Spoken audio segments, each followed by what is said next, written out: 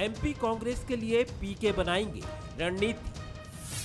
UP में भी दांव खेलने की तैयारी। लोकसभा में कांग्रेस के बन सकते हैं सारथी। कमलनाथ को भी पसंद पीके स्टाइल पॉलिसी। एक तरफ जाने माने चुनावी रणनीतिकार, दूसरी तरफ कांग्रेस के सबसे बड़े रणनीतिकार। इन दिनों दोनों ही चर्चा में हैं। प्रशांत किशोर की गांधी परिवार के साथ मुलाकात की काफी चर्चा है, तो वहीं कमलनाथ को राजस्थान पंजाब में कांग्रेस की क्राइसिस खत्म करने की जिम्मेदारी से ये बहस और गर्म हो गई है कि आने वाले दिनों में उनकी भूमिका काफी बड़ी हो सकती है। राहुल प्रियंका से प्रशांत किशोर की मुलाकात से कई अटकलें गर्म हैं। मंगलवार को जब वो राहुल गांधी और प्रियंका गांधी से मिले तो उसी वक्त कांग्रेस अध्यक्ष सोनिया गांधी भी फोन पर जुड़ी हुई थी। तब से ही कयास लग रहे हैं कि आखिर गांधी फैमिली के साथ प्रशांत किशोर की क्या बात हुई। क्या नेशनल लेवल पर कांग्रेस पीके को अपने साथ काम करने के लिए जोड़ सकती है? क्या यूपी चुनाव में उनका अहम रोल हो सकता है? और क्या 2023 में एमपी चुनाव में प्रशांत किशोर कमलनाथ के सारथी की भूमिका में होंगे? क्योंकि कमलनाथ भी चुनाव में कई तकनीक, एजेंसी और सर्वे के इस्तेमाल के पक्ष में रहे हैं कि बहुत सारी जो परिस्थितियां बन रही हैं राजनीति की, उसके अंदर किस तरह से आगे जाया जाए ये समय बताएगा आने वाला। लेकिन अगर कोई कहे कि उत्तर प्रदेश चुनाव के लिए क्या बातचीत चल रही है, तो उत्तर प्रदेश चुनाव में पिछले जो चुनाव थे असेंबली के, उसमें तो 2016 के चुनाव में तो प्रशांत किशोर जी की सेवाएं हमने ली थी, तो उस संबंध में भी चर्चाएं हो सकती हैं। लेकिन ये कह देना है कि मध्य प्रदेश में भी प्रशांत किशोर जी काम करेंगे, उत्तर प्रदेश में भी करेंगे, ये आने वाला समय बताने वाला है। वैसे बीजेपी से मुकाबला इतना आसान भी नहीं रहने वाला, क्योंकि एमपी में बीजेपी का संगठन काफी मजबूत है। ज्योतिरादित्य सिंधिया के आने के बाद से पार्टी युवा जोश से और भी अपडेट हो गई है। रही बात पीएम मोदी से मुकाबले की, तो खुद पीके इसे चुनौती मान रहे हैं। हालांकि बीजेपी पीके को लेकर क्या सोचती है, जरा ये भी सुन लीजिए। वो एजेंसियों की बात कर रहे हैं, सतही स्तर पर उनके पास कार्यकर्ता है नहीं। भारतीय जनता पार्टी का मुकाबला ये लंबे समय तक नहीं कर पाएंगे, और इसलिए मैं कहता हूं कि कांग्रेस ऐसे ही फैसले करती रहे, और अभी संख्या उनकी निरंतर 40 के आसपास हो गई है और नीचे हो जाए। लोकसभा चुनाव 2024 आते आते मुझे लगता है कि कांग्रेस रसातल की स्थिति में पहुंच जाएगी। ये सच है कि पिछले यूपी चुनाव में पीके और कांग्रेस की रणनीति नहीं चल पाई थी। यूपी के लड़के का नारा और खाट पर चर्चा जैसे कार्यक्रम चुनावी असर नहीं छोड़ पाए, लेकिन पीके की रणनीति बिहार चुनाव, बंगाल चुनाव में बीजेपी पर भारी पड़ चुकी है। वैसे राहुल, सोनिया, प्रियंका से बातचीत के पहले एनसीपी प्रमुख शरद पवार से भी उनकी मुलाकात हो चुकी है। तब अटकलें लगी कि मोदी के खिलाफ तीसरा मोर्चा खड़ा हो सकता है, लेकिन प्रशांत ने खुद इसे खारिज कर दिया। तो फिर अब राहुल प्रियंका से मुलाकात के क्या मायने निकालें? क्या कांग्रेस ही बीजेपी को शिकस्त दे सकती है? क्या कांग्रेस अब ये महसूस करने लगी है कि उसे किसी दूसरे चुनावी रणनीतिकार की जरूरत है? और क्या हार से परेशान कांग्रेस अब एजेंसी की मदद लेने को तैयार है? क्योंकि कहा तो ये भी जाता है कि कांग्रेस में कमलनाथ बहुत पहले से इस तरह की एजेंसी की मदद लेते रहे हैं। मध्य प्रदेश में 2018 के विधानसभा चुनाव में भी उन्होंने सर्वे कराकर जनता के मूड को जाना था। उसी हिसाब से रणनीति बनाई गई और पार्टी को सफलता भी मिली। तो क्या पीके के साथ कांग्रेस अगला दांव खेलने की तैयारी में है? तो चलिए, यही वो कुछ सवाल हैं जिनके आज जवाब तलाशने की कोशिश करेंगे। नमस्कार, मैं हूं सोहेल खान। हमारा आज का मुद्दा है कांग्रेस को पीके पसंद। पीके मतलब प्रशांत किशोर, और सियासी गलियारों में प्रशांत किशोर का मतलब चुनाव में जीत की गारंटी है। और इन महोदय की मुलाकात राहुल प्रियंका से हुई। इतना ही नहीं, फोन पर सोनिया गांधी से भी बात की गई है। अब ये कोई चाय पर चर्चा तो होगी नहीं, जरूर किसी बड़े प्लान पर बात हुई होगी। यही कयास इस समय गर्म है। अगर प्रशांत किशोर कांग्रेस के साथ जुड़ेंगे तो क्या एमपी चुनाव में भी उनका रोल अहम होगा? आज हम इन सभी बातों पर चर्चा करेंगे, और जो मेहमान मेरे साथ जुड़े हैं उनसे आपका तारुफ करा दूं। सुशील शर्मा साहब वरिष्ठ पत्रकार हैं, स्टूडियो में मौजूद हैं, बहुत स्वागत है। रजनीश अग्रवाल साहब बीजेपी के प्रदेश मंत्री हैं, बहुत स्वागत है रजनीश साहब आपका। चौधरी राकेश सिंह मेरे साथ जुड़े हैं, पूर्व मंत्री हैं, बहुत स्वागत है चौधरी साहब आपका भी। शुरुआत सुशील शर्मा साहब मैं आपके ओपनिंग कमेंट से करूंगा। पीके के यानी प्रशांत किशोर के चेहरे को हम सामने रखते हैं और ये समझने की कोशिश करते हैं कि मौजूदा वक्त की जो सियासत है उसमें नेताओं से इतर एक ऐसे शख्स की ज़रूरत क्यों आन पड़ती है जो इवेंट मैनेजमेंट का गुरु हो, पॉलिटिकल गुरु हो और सियासत से बाहर रहकर एक ऐसा सपोर्ट किसी राजनीतिक दल को दे सके कि वो सत्ता के शीर्ष तक पहुंच जाती हैं। इसकी कई मिसालें प्रशांत किशोर दे चुके हैं। देखिए सोहेल जी, बहुत सीधी सी बात यह है कि पहले चुनाव राजनीतिक दल स्वयं लड़ते थे, उनके नेता लड़ते थे, रणनीति भी नेता और कार्यकर्ता मिलकर बनाते थे और उस समय चुनाव के परिणाम भी उसी आधार पे आते थे। लेकिन पिछले अगर आप देखा जाए तो 2 दशक से जो है स्थितियां बदली हैं। अब राजनीतिक दलों को रणनीतिकार या कैंपेनर की जरूरत पड़ती है जो पूरे कैंपेन को हैंडल कर सके। और वो सहज बात नहीं होती कि केवल हैंडल करना, मतलब मुद्दे ढूंढना, मुद्दों को उछालना और उसके बाद उसी आधार पे नेता को जो है, नेता की एक छवि, विराट छवि बनाने की कोशिश करना। तो इन सब चीज़ों में जो है ये इस प्रशांत किशोर जैसे लोगों की ज़रूरत पड़ने लगी है। और राजनीतिक दल, मुझे लगता है कि शुरुआत में मदद लेते थे लेकिन अब आश्रित होते जा रहे हैं। ऐसा लग रहा है कि नेता जो है अपना काम, जो उनका मूल काम है, उससे वो बोझ जो है हटाकर जो है वो पूरा जो है प्रशांत किशोर जैसे रणनीतिकारों पर सौंप रहे हैं।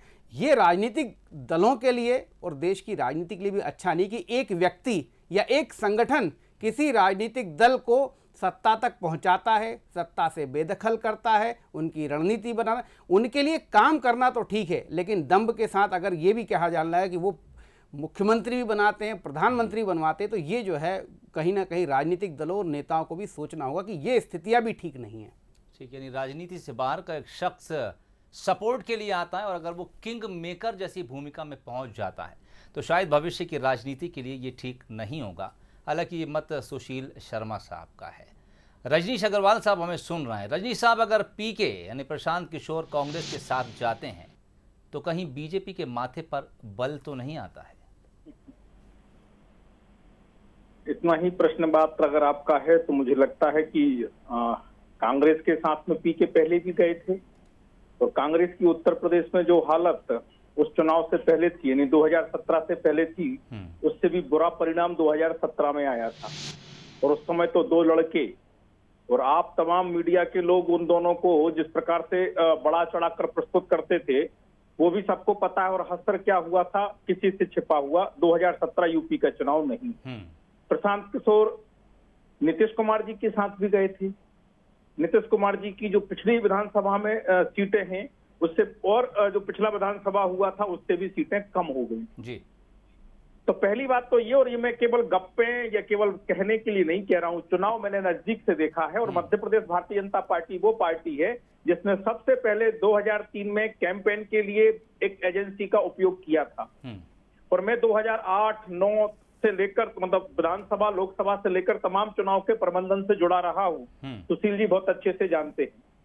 सवाल ये है कि हम जो एजेंसी का उपयोग करते हैं वो केवल एक उपकरण की भांति आपके उपयोग के लिए हैं या आपका मस्तिष्क बन गई हैं। और अगर आपका मस्तिष्क बन गई हैं तो निश्चित तौर पर वो राजनीतिक दल के तौर पर जो मुद्दे, चुनौतियों, विचारधारा के आधार पर चलना चाहिए, जनता की नब्ज पर हाथ होना चाहिए, वो फिर उसका नहीं है, वो उसका नहीं है। और भारतीय जनता पार्टी ने, मुझे कोई कहने में संकोच नहीं कि हमने तमाम एजेंसीज का सहयोग लिया है, लेकिन प्रोफेशनल एजेंसी से, क्योंकि मीडिया का आयाम बदला है, सोशल मीडिया भी आया है, मेन स्ट्रीम का जो मीडिया है, इलेक्ट्रॉनिक और प्रिंट दोनों मीडिया बदले हैं, हमें अपनी बात पहुंचाना है। तो जो प्रोफेशनल्स हैं जी, चाहे वो कम्युनिकेशन के लिए प्रोफेशनल्स हो, चाहे वो एडवर्टाइजमेंट के लिए हो, चाहे तमाम प्रकार की दूसरे तकनीक जो आई है उसका इस्तेमाल करके हमने अपनी बात पहुंचाने के लिए तरीके हों। लेजर के माध्यम से हमें अपनी सभाएं करना है, 3D डायमेंशंस के साथ में सभाएं करना है, तो ऐसे तमाम उपयोग किए। लेकिन कहीं कोई एजेंसी ऐसी नहीं रही। पीके का उपयोग तो हमने भी किया बतौर agency, not a single person. तो ये तमाम प्रकार के कामकाज में हम लोग सहयोग करते रहे। और जो बातें ये कह रहे हैं कि पीके इनके साथ चले जाएंगे तो ये हो जाएगा, मैंने कहा 2017 और बिहार के चुनाव परिणाम सामने हैं, इसलिए पीके कोई अपने आप में कोई मुझे नहीं लगता कि कहीं किसी प्रकार का करिश्मा है। लेकिन कांग्रेस खड़ी होगी तो अपनी मूल विचारधारा के आधार पर खड़ी होगी, कार्यकर्ताओं के दम पर खड़ी होगी, पीके के आधार पर। 2016 का जिक्र आपने किया, 2017 का आपने जिक्र किया। दरअसल जब मैं सवाल आपसे पूछ रहा था उस वक्त मेरे जहन में 2021 का बंगाल चुनाव भी चल रहा था बिल्कुल। तो अगर किसी के दिमाग में ये बात है कि पीके के कारण ममता बनर्जी चुनाव जीती हैं, तो मुझे लगता है कि ये ममता बनर्जी के साथ में अन्याय होगा। ये आपने हमारी बड़ी घोर बात विपक्षी हैं, घोर विपक्षी हैं, लेकिन ये अन्याय होगा ममता बनर्जी के साथ में, टीएमसी के साथ में। ठीक। जो गोलबंदी वहां वोट परसेंट की हुई है, वोट के दलों की हुई है, जो तमाम दल हैं, जो वोट मर्ज हुआ है कांग्रेस का और कम्युनिस्ट का, तो ये क्या पीके ने किया है? या ममता बनर्जी और तमाम प्रकार के जो कम्युनिस्ट वहां के बड़े बड़े नेता हैं, वो उनकी सोच समझ को सबको हम दरकिनार कर दें? हमारे विरोधी हैं, घोर विरोधी हैं, लेकिन मुझे लगता है कि हमें कम से कम इतना तो नहीं करना चाहिए चर्चा करते समय। ठीक है, मैं लौटता हूँ आपके पास दोबारा। इस वक्त हमारे साथ चौधरी राकेश सिंह साहब जुड़ गए हैं, हालांकि वो कुछ मसरूफियत की वजह से फ़ोन पर हमसे जुड़े हैं। चौधरी राकेश सिंह साहब, खबर भी आप तक पहुंची होगी, प्रशांत किशोर की आज महत्वपूर्ण बैठक हुई और इससे पहले भी इस तरह की खबरें लगातार सुर्खियां बटोर रही थीं कि वो कांग्रेस के संपर्क में बहुत पहले से चल रहे हैं, लेकिन आज एक औपचारिक मुलाकात हो ही गई। उसके बाद सूत्रों के हवाले से ही सही, लेकिन उस बैठक के भीतर से जो खबरें छनकर आ रही हैं, चौधरी राकेश सिंह का क्या मानना है? अगर पीके यानी प्रशांत किशोर कांग्रेस से जुड़ते हैं, मध्य प्रदेश में क्या कुछ फ़ायदा कांग्रेस के लिए चौधरी राकेश सिंह देखते हैं? क्योंकि मौजूदा कमान कमलनाथ के हाथ में है और वो इस तरह के फैसले लेने की हिम्मत भी रखते हैं। खुद एक बेहतर चुनावी मैनेजमेंट के ज्ञाता हैं। और क्या कुछ फ़ायदा प्रशांत किशोर के आने से कमलनाथ खासकर मध्य प्रदेश में उठा पाएंगे? देखिए, प्रशांत किशोर एक बहुत बढ़िया मैनेजमेंट करता है, बहुत बढ़िया ऑर्गेनाइजर हैं चुनाव के, और उन्होंने ये बात साबित कर दी। चाहे समय समय पे भारतीय जनता पार्टी ने उनका उपयोग किया हो, उनको हायर किया हो, चाहे पंजाब ने किया हो, चाहे अभी हाल में जो उनका एक विशेष अभियान देखा पश्चिम बंगाल में जी, और वो अभियान ऐसा अभियान था दक्षिण पंथियों के खिलाफ, जो साम दाम दंड भेद से ममता बनर्जी को और विरोधियों को नेस्तनाबूद करना चाहते थे। उसमें भी प्रशांत किशोर जी ने के खेला होबे करके जमींदोज कर दिया विरोधियों को, और ममता बनर्जी की सरकार उन्होंने बनाई जी। जहां तक बात है प्रशांत किशोर का कांग्रेस में आने का या कांग्रेस में संपर्क में रहने का, तो भारतीय जनता पार्टी पहले से ही ये काम करती आ रही है। उसने तो चाहे वो ब्यूरोक्रेट्स हो, चाहे कोई रंगमंच के कलाकार हो, चाहे फिल्मी दुनिया के कलाकार हो, और इवन अभी पश्चिम बंगाल में तो एक कोई ब्लैक कोबरा करके जिसने कहा कि मैं कोबरा हूँ, वो कोबरा का भी इस्तेमाल किया जी। हिंदुस्तान की जनता के लिए कोबरा के जहर को भी उपयोग किया। और अगर प्रशांत किशोर की काबिलियत को पूरा हिंदुस्तान जानता है और अगर वो कांग्रेस में आते हैं तो ये कांग्रेस के लिए भी उज्जवल भविष्य की बात है, और प्रशांत किशोर को भी प्रॉपर प्लेटफॉर्म मिलेगा, और अपनी काबिलियत को स्थायी रूप से इन दक्षिण पंथियों के खिलाफ इस्तेमाल करने का, जो प्रशांत किशोर का बिहारी तजुर्बा है, जो बिहारी ब्लड है, वो साफ तौर से सोशलिज्म से जुड़ता है। और इसलिए मानता हूं कि वर्तमान दक्षिण पंथियों के खिलाफ अगर प्रशांत किशोर कांग्रेस में आते हैं या विरोधियों के साथ रहते हैं सत्ता को जमींदोज करने के लिए, तो ये बहुत अच्छा कदम है। और मध्य प्रदेश में आदरणीय कमलनाथ जी ने हमेशा उनको तरजीह दी है, तो ये कॉम्बिनेशन भी अगर हो जाता है तो मैं समझता हूँ राजनीति के लिए बहुत अच्छा होगा। लेकिन भारतीय जनता पार्टी इतने परेशान क्यों हो रही है? ये काम तो सारे साठगांठ करने के वो उनके पहले से हो चुके हैं, लेकिन चूंकि इस व्यक्तित्व को पश्चिम बंगाल में वो हिला नहीं पाए और ममता बनर्जी को स्थापित करके आए प्रशांत किशोर, और उन्होंने कहा कि अंडर 100 रहेगी बीजेपी और अंडर 100 रही 70, तो मैं ये मानता हूं कि उन्होंने काबिलियत है। और भारतीय लोकतंत्र के लिए प्रशांत किशोर जैसे लोग, इतने बुद्धिजीवी लोग, मैनेजमेंट वाले लोग बहुत आवश्यक है इसको दुरुस्त करने के लिए तानाशाह। ठीक, सुशील शर्मा साहब, रजनीश अग्रवाल जी ने बड़ी दिलचस्प बात कही और मैं चाहूँगा कि उसी बात को मैं और आपसे आगे बढ़ाऊँ। रजनीश साहब ने कहा कि अगर 2014 में वो हमारे साथ जुड़े थे तो हमारे साथ एक बड़ा चेहरा था, आप पूरा क्रेडिट अकेले प्रशांत किशोर को नहीं दे सकते। मोदी उस वक्त चुनाव में शायद सबसे बड़ा चेहरा थे। 2021 के चुनाव की भी अगर हम बात करें पश्चिम बंगाल में, तो पूरी तरह से क्रेडिट प्रशांत किशोर के हिस्से में जाना भी ठीक नहीं, क्योंकि एक बड़ा चेहरा ममता बनर्जी वहां पर मौजूद थीं। मध्य प्रदेश में अगर सियासी जमीन कांग्रेस तलाशती है तो यहां पर भी किसी बड़े चेहरे की जरूरत तो होगी, और वो चेहरा भी ऐसा जिसका कद मोदी से ना मिलता हो कम से कम, तो एक स्टेट की मुख्यमंत्री ममता बनर्जी से तो होना चाहिए। नहीं सोहेल जी, देखिए प्रशांत किशोर किस रूप में कांग्रेस के साथ जुड़ रहे हैं इस पर सब चीज़ें निर्भर करेगी। एक चर्चा ये चल रही है कि प्रशांत किशोर केवल रणनीतिकार के रूप में या एजेंसी के रूप में, प्रबंधन के रूप में कांग्रेस की मदद करते हैं, या फिर कांग्रेस में शामिल होकर कांग्रेस की मदद करते हैं। दोनों ही बातें चल रही हैं। तो दोनों ही बातों में जो है बहुत फ़र्क है। जहाँ तक आप मध्य प्रदेश के संदर्भ की बात करें, देखिए प्रशांत किशोर ने जहाँ भी परफॉर्म किया है वहाँ पर वो डिवाइड था, 2 दल से ज़्यादा दलों के मामले थे हर राज्य में, तो वहाँ पर स्थितियाँ अलग हैं। मध्य प्रदेश में सीधा मुकाबला भाजपा और कांग्रेस के बीच होता है, तो यहाँ पर आपको पूरा वोट स्विच कराना होगा, बीजेपी का वोट कांग्रेस में स्विच कराना, ये ज़्यादा बड़ी चुनौती है। इस चुनौती को आप बहुत आसानी से नहीं ले सकते। इसके लिए प्रशांत किशोर मुफीद व्यक्ति हो सकते हैं, लेकिन अगर प्रशांत किशोर ही जीत का जिम्मा लेंगे तो फिर चेहरा भी वही तय करेंगे। फिर कमलनाथ, दिग्विजय सिंह, अजय सिंह, अरुण यादव नहीं होंगे, क्योंकि आप प्रशांत किशोर की जो काम करने की जो शैली है, हमने देखा था यूपी में कांग्रेस को हाईलाइट तो कर दिया था। कांग्रेस को एक बार लग रहा था कि वो खाट पंचायत जो उन्होंने की थी, तो उससे कुछ ना कुछ जो है माहौल बनना शुरू हुआ था। लेकिन बाद में ये बात भी सामने आई थी कि प्रशांत किशोर की पूरी जो है बातें कांग्रेस में नहीं मानी जा रही थी। कहीं ना कहीं प्रशांत किशोर भी वहाँ बैकफुट पे थे, तो परिणाम अनुकूल नहीं आए। हालांकि मेरा अभी भी ये मानना है कि कई ग्रुपों में, कई पार्टियों वाले राज्य में अलग मामला होता है। आमने सामने की फाइट जहां 2 दलों के बीच में होती है, वहां स्थितियां बहुत अलग होती हैं। वहां वोट स्विच कराना एक बड़ी चुनौती होती है, उसके लिए आपको बड़े मुद्दे लाने पड़ेंगे। तो उसके हिसाब से प्रशांत किशोर अगर आते हैं, और मध्य प्रदेश में देखिए दूसरा एक बात और समझ लिया, अगर 2023 का वो चुनाव अगर कांग्रेस का संभालेंगे तो फिर केवल मध्य प्रदेश उनके हाथ में नहीं होगा। 3 राज्य पूरे लगे हुए हैं, छत्तीसगढ़, मध्य प्रदेश और राजस्थान, क्योंकि उनकी बात पार्टी हाईकमान से चल रही है। उनकी बात कमलनाथ से नहीं चल रही है एज ए प्रदेश अध्यक्ष, उनकी बात हाईकमान से चल रही है। तो उनसे बात चल रही, तो फिर 2023 में जहां जहां चुनाव होंगे वो लगे हुए राज्यों में पीके पूरा जो है प्रबंधन संभालेंगे। उस प्रबंधन में कौन चेहरा होगा, क्या रणनीति होगी, क्या मुद्दे होंगे, ये प्रशांत किशोर तय करेंगे। इसीलिए वो हाईकमान से सीधी बात कर रहे हैं।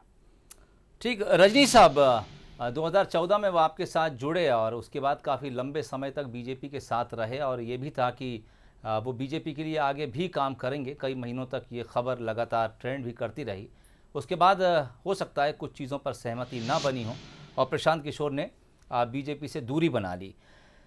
लेकिन ऐसा क्यों कि बीजेपी प्रशांत किशोर को जब अपने नज़दीक देखती है तो वो एक बेहतर रणनीतिकार के तौर पर उभरते हैं, लेकिन जब बीजेपी ये देखती है कि प्रशांत किशोर किसी दूसरे के नज़दीक हैं तो फिर प्रशांत किशोर कमज़ोर भी हो जाते हैं। प्रशांत किशोर को 2016 का यूपी चुनाव भी याद दिलाया जाता है, 2017 का चुनाव और उसके नतीजे भी याद दिलाए जाते हैं। सोहेल जी, पहली बात तो ये है कि मैंने जो आपने मेरे हवाले से कहा सुशील जी से कि मैंने 2014 का चुनाव में तुलना की मोदी जी और उनकी, नहीं की। मैंने नाम भी नहीं लिया 2014 का और मोदी जी का भी जिक्र नहीं किया, इसलिए मेरे को इंटरप्रिटेशन करते समय मेरे मामले में आप सब थोड़ी सी सावधानी रखें। ठीक, ममता बनर्जी का नाम आपने लिया था? नहीं, बिल्कुल नहीं। 2000 मैंने ममता बनर्जी का नाम लिया, 2014 और मोदी जी का नहीं। ठीक है, मोदी वाली बात में वापस लेता हूँ। ममता बनर्जी को आपने कोट किया। मैं बहुत विनम्रता से बात कर रहा हूँ। दूसरी बात यह है कि प्रशांत किशोर एक एजेंसी के बतौर 2014 में हमसे जुड़े थे। Prashant Kishor as a individual हमसे, हमारे भारतीय जनता पार्टी से नहीं जुड़े थे।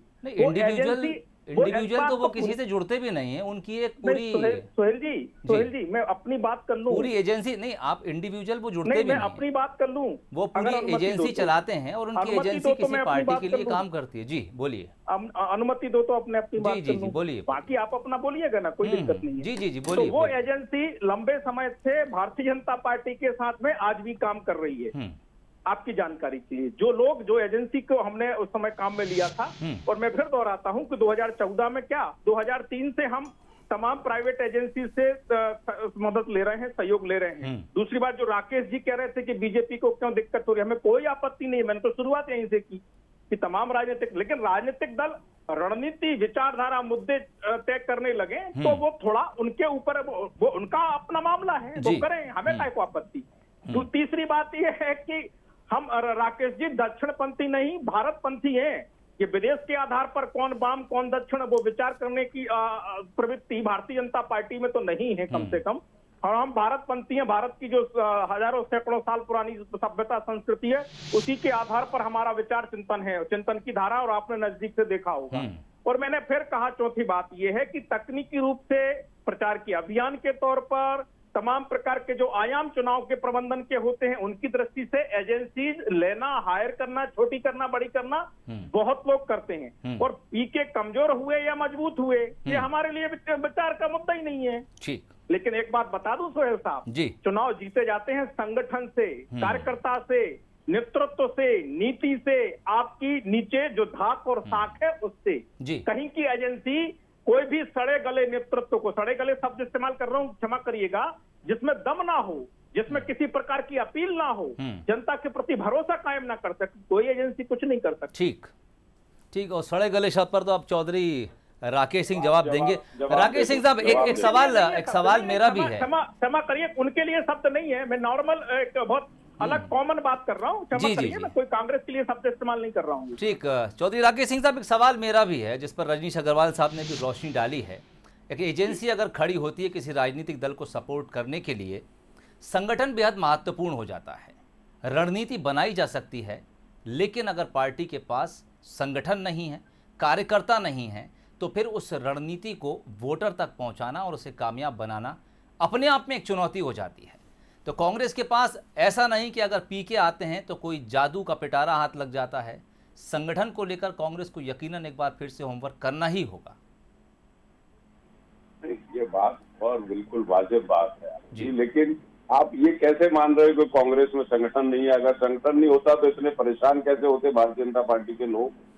कांग्रेस में संगठन है, कांग्रेस में मजबूती है, और जिस व्यक्ति को आपने उपयोग किया तब वो अच्छा था।